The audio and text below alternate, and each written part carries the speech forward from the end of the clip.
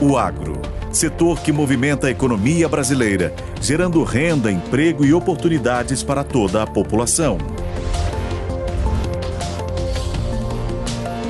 Hora H do Agro, com Kellen Severo.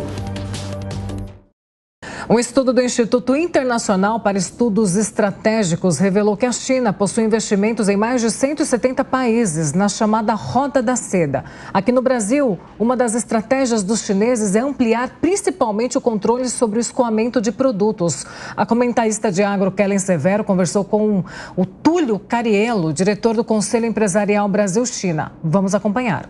Há investimentos estratégicos da China espalhados pelo mundo, em portos de todo o mundo, como esse do Peru, que a gente acabou de mostrar, e aqui também no Brasil, a exemplo do Porto de Paranaguá. Que tipo de controle marítimo isso dá aos chineses? Por que é importante a gente observar isso de perto?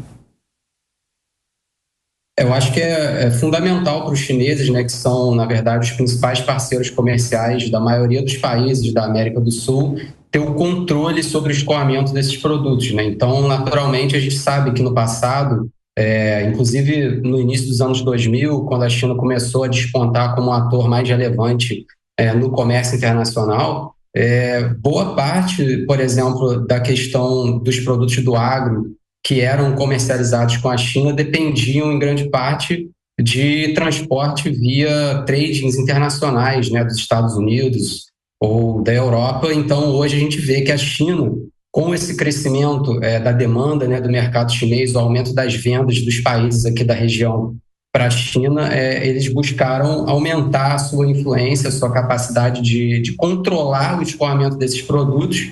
Por isso a gente tem visto, né, muito desses investimentos vindo para essas áreas ligadas a armazenamento, transporte, né, portanto, investimentos em portos, ferrovias, rodovias, armazéns, né? Qual é a principal ambição chinesa em relação ao aumento de influência aqui no país?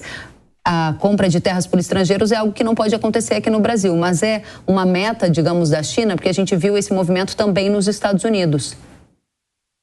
Eu acredito que não. Na verdade, quando os chineses começaram a investir no Brasil com assim, mais relevância, que foi lá para os anos...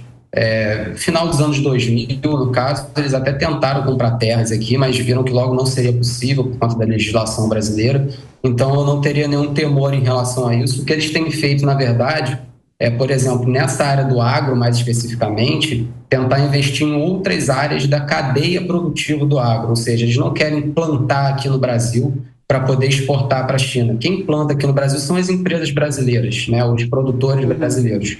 O que a China tem buscado fazer é investir, por exemplo, na questão do escoamento de produtos. A gente tem hoje a maior empresa de alimentos do mundo, né, que é a COFCO, que é uma empresa estatal chinesa, com investimentos muito volumosos e significativos aqui no Brasil, em vários estados brasileiros. A gente tem outra empresa chinesa que é a Longping, que tem investido muito na parte de tecnologia, sementes, né? Você vê algum risco importante no sentido do chinês eventualmente decidir e buscar fornecimento em outras áreas como a África e em algum momento ao longo da história abandonar gradualmente essas compras do Brasil?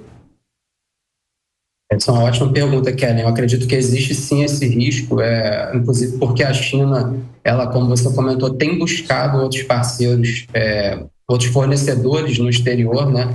Buscado, por exemplo, novos fornecedores na própria África, na própria Ásia, até mesmo na Europa, né? E, inclusive, a China tem buscado aumentar também a produção de alguns itens, né?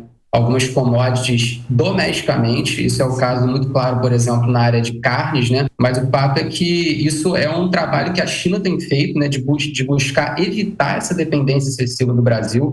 Eu acho que a gente tem que pensar isso do nosso lado também. Para o futuro, a China naturalmente vai continuar sendo o nosso principal destino de vendas, por exemplo, de soja e carnes. Eu não vejo isso mudando. Mas o fato é que a gente precisa, sim, buscar novos parceiros no exterior. Eu acredito que a própria África é um continente que oferece grandes oportunidades, né? Inclusive que a imagem do Brasil na África, em geral, é muito positiva. A gente tem capacidade de exportar para o exterior, para a própria Ásia, de uma forma geral, né? Países emergentes na Ásia, e buscar outros mercados além da China para evitar que essa dependência se aprofunde, né?